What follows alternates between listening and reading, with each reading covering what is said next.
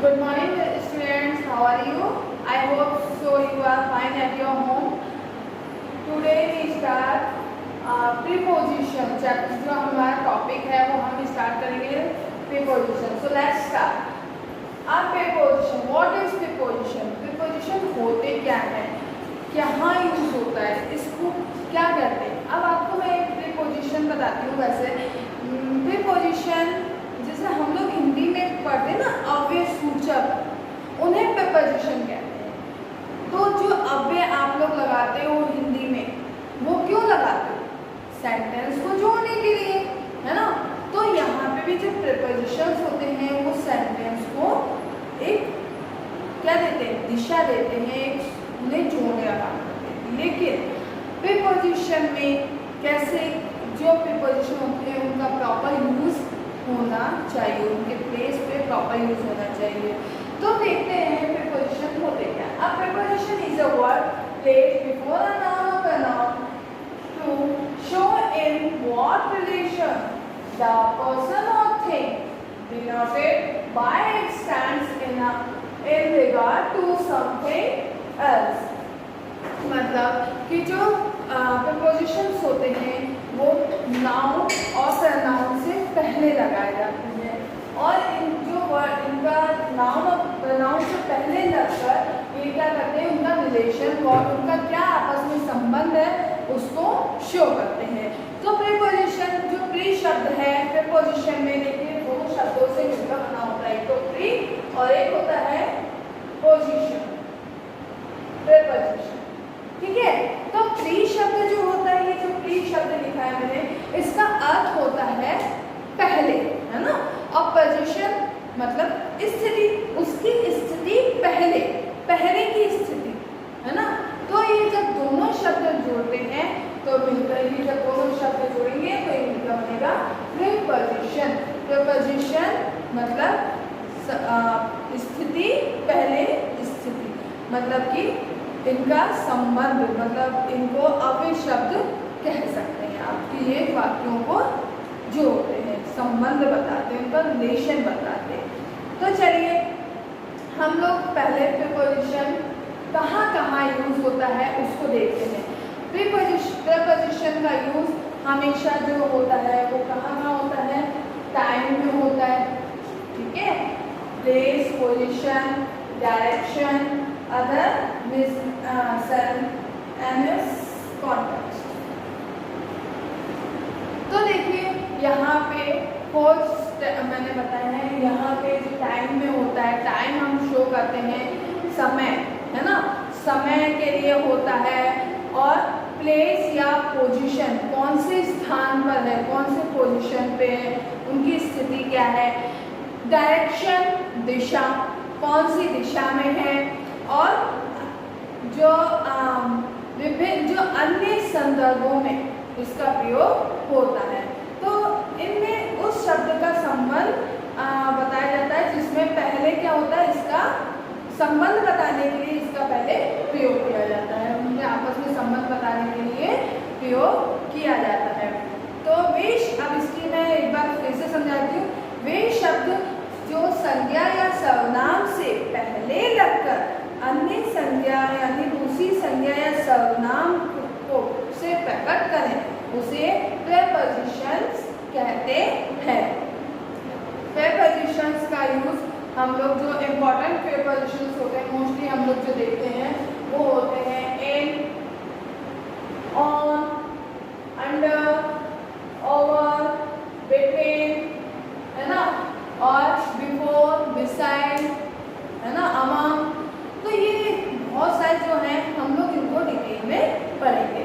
तो चलिए स्टार्ट करते हैं हम प्रीपोजिशंस कौन कौन से होते हैं, उनका यूज कैसे कैसे. अब इसमें देखिए आई बैक, वॉक मतलब हम उठते हैं ना सुबह मॉर्निंग में, तो आई बैक एट 6 AM या PM, आपकी मर्जी. ठीक है. दूसरा अगर कोई एग्जाम्पल देखें तो आई शैल गो होम एट दिवाली या राखी, है ना. तो यहाँ पे एट का यूज हमने कहाँ किया है? फिक्स टाइम के लिए. फिक्स दिवाली पर जाएंगे क्लियर है। और दूसरा मैंने एग्जांपल दिया था टाइमिंग शो करने के लिए, तो यहाँ पे फिक्स टाइम आ गया। और पार्ट ऑफ द डे का पार्ट कौन से फेस्टिवल का पार्ट है कि दिवाली पे जाऊंगा या जाऊंगी, है ना। फिक्स टाइम मैंने बता दिया कि आई वेक अप एट 6 है ना। तो मैं कितने बजे उठी? 6 AM। तो यहाँ टाइमिंग शो हो गया आपका। नेक्स्ट है इनटू। इनटू आपने देखा है कि जैसे मैं बाहर हूँ, एक बार के मान लीजिए कि मैं इस रूम के आप बाहर हूँ, मैं एक रूम के बाहर हूँ और मैं बाहर से पोजीशन लेती हुई अंदर आ रही हूँ, ठीक है। मैंने बाहर से पोजीशन क्या ली है? अंदर आने की पोजीशन ली है। तो मैंने जो बाहर से चलकर मैं अंदर आई हूँ, तो ये इनटू में मतलब कोई चीज किसी चीज के अंदर पोजीशन चेंज करना, तो वहां पे इनटू का यूज होता है। देखिए मैंने लिखा है to a position inside something with motion, मतलब कोई भी स्थिति जो भी है किसी भी तरीके से मैं पोजीशन चेंज कर रही हूँ और अंदर आ रही हूँ, तो वहाँ इनटू का यूज होता है। जैसे he jumped into the pool में वो क्या कर रहा है? जंप कर रहा है। तो वो जंप करने के लिए उसको क्या करना पड़ेगा? ऊपर से जंप करना होगा बाहर, मतलब उसकी पोजीशन पहले दूसरी जगह थी और उसने अब इनसाइड कहाँ करी है, मतलब वो कहाँ किसके अंदर गया है? पूल के अंदर, तो उसने अपनी पोजीशन चेंज कर दी है। तो इनटू का यूज समझ में आया आपको? इनटू का यूज कहाँ होता है? पोजीशन चेंज, जहाँ पे पोजीशन चेंज होती है वहाँ इनटू का यूज होता है। टू का यूज कहाँ होता है? एंड और लिमिट ऑफ रेंज और पीरियड ऑफ टाइम, मतलब कि समय अवधि, जो समय की अवधि होती है उसकी सीमा या उसका जो अंग होता है उसे चलाने के लिए, उसे बताने के लिए टू का यूज होता है। जैसे मैं कहूँ we only work from Monday to Friday, तो मैंने यहाँ पे क्या कहा है? हम जो वर्क करेंगे ओनली वर्क, हमारा जो वर्क रहेंगे वो कब से कब तक का है? From Monday to Friday, Monday से फ्राइडे। तो मैंने यहाँ पे क्या करा है? जो काम जो हो रहा है वो एंड कब तक बता रहा है, उसका लिमिट बताया, लिमिट ऑफ रेंज बताई मैंने, और यहीं पे पीरियड ऑफ टाइम भी मैंने बता दिया कि कौन से पीरियड कब से लेकर कब तक हो जाएगा, मतलब मेरा जो वर्क होगा वो कब से कब तक हो गया? वी ओनली वर्क फ्रॉम, हमारा जो वर्क है वो कब से कब तक है? फ्रॉम मंडे टू फ्राइडे, है ना, मंडे टू फ्राइडे। आप लोगों ने लिखा ना, आप लोग बचपन से पढ़ते हुए आपको मैम लिखती है A to Z, हमें कहाँ से कहाँ तक कंप्लीट करना है? A से लेकर Z तक, है ना। तो यहाँ पे यही चीज मैंने बताई है कि लिमिट ऑफ रेंज और पीरियड ऑफ टाइम, ठीक है। कि लिमिट ऑफ रेंज कहाँ से कहाँ तक करना है, पीरियड टाइम मैंने बता दिया कि इतने बजे से इतने बजे तक कंप्लीट करना है, तो यहाँ पे पीरियड ऑफ टाइम आ गया, ठीक है। चलिए आगे देखते हैं और प्रीपोजिशंस कौन कौन से यूज होते हैं इसमें। चलिए बच्चों अब हम देखते हैं कुछ और प्रीपोजिशंस। सब इसमें देखिए, इसके बाद हमारा आता है बिफोर। बिफोर ध्यान रखना बच्चों, ये मैं तो आपको बता रही हूँ, ये टाइम पर डिपेंडेंट है, मतलब किस टाइम पे। तो ये टाइम वाले हैं सारे, आपको जितने भी दिख रहे हैं प्रीपोजिशन वो टाइम से रिलेटेड है। तो यहाँ पे देखिए बिफोर, बिफोर यानी कोई वर्क जो हो रहा है किसी कार्य, वो समय से पहले। बिफोर यानी कि बिफोर का अर्थ ही होता है पहले, तो अर्लियर देन, है ना, किसी से पहले। तो जैसे मैंने यहाँ पे लिखा है कि I reach school before 7:30 AM, तो यहाँ पे देखिए मैंने बिफोर यूज किया है 7:30 AM। 7:30 मतलब सुबह 7:30 से पहले मैं क्या हो चुकी थी? स्कूल पहुँच चुकी थी। तो यहाँ पे जब हमारा टाइमिंग हमें ये शो करना होता है कि हम इस समय से पहले हमने ये काम कर लिया था, तो बिफोर का यूज होता है। क्लियर है बच्चों? तो बिफोर का यूज हमें कहाँ यूज करना है? अर्लियर देन, मतलब कोई भी काम को पहले करने के लिए अर्लियर बिफोर का यूज करेंगे। नेक्स्ट है अबो। अबो का मीन्स भी क्या होता है? पहले, है ना? परंतु ये अबो जो है वो क्या शो करता है? Simple past tense. हमें ये सिंपल पास्ट टेंस में अबो का यूज होता है, मतलब हमें ये टाइम तो बताना होता है लेकिन ये कब हुआ था, तो ये सिंपल पास्ट टेंस में अबो का यूज होता है। I passed 7th class 1 year ago। मैंने एक साल पहले 7th क्लास क्या करी थी? पास कर ली थी। क्लियर है? या 2 years ago या 3 years ago। ओके, तो मैंने ये काम कब कर लिया था? 1 साल पहले, 2 साल पहले, 3 साल पहले। तो यहाँ पे मैंने क्या बताया है? सिंपल पास्ट टेंस का यूज बताया है।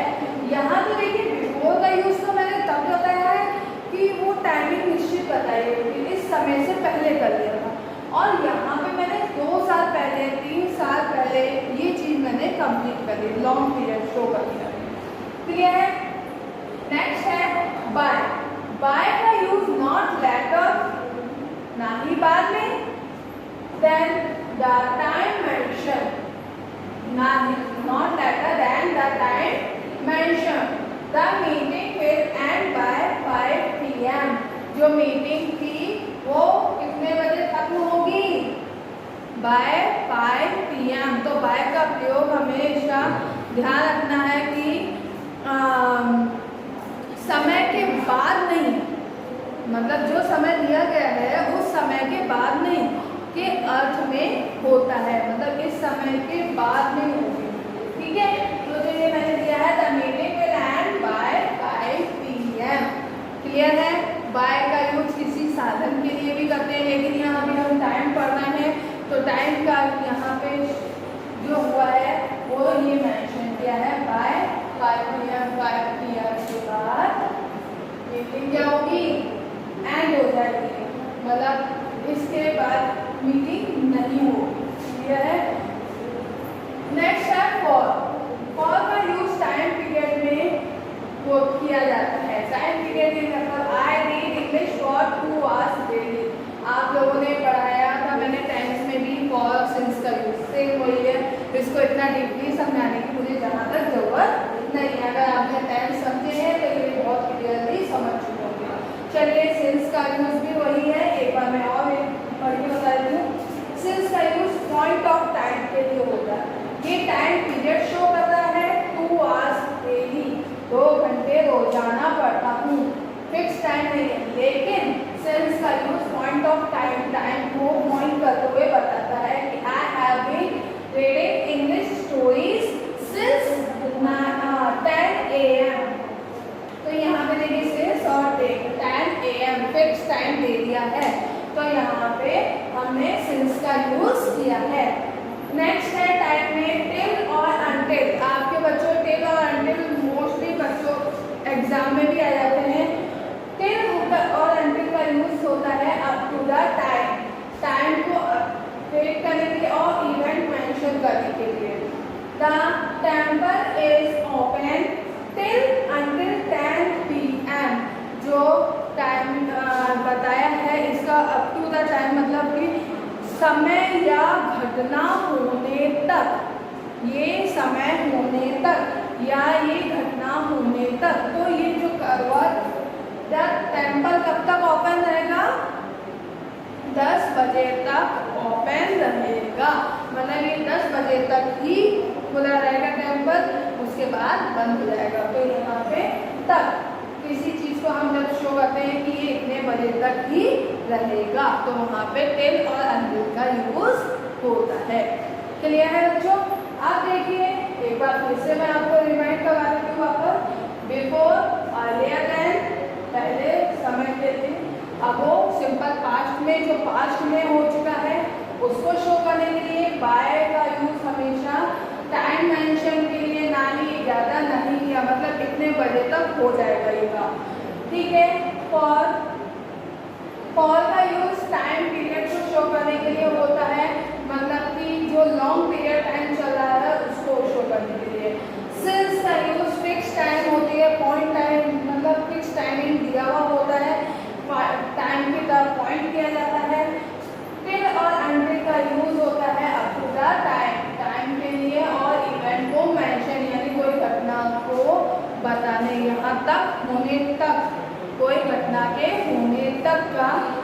जहाँ मेंशन किया जाता है वहाँ पे टेलोरैक्टिल यूज होता है, उसको मेंशन करने के लिए टेलोरैक्टिल का यूज होता है।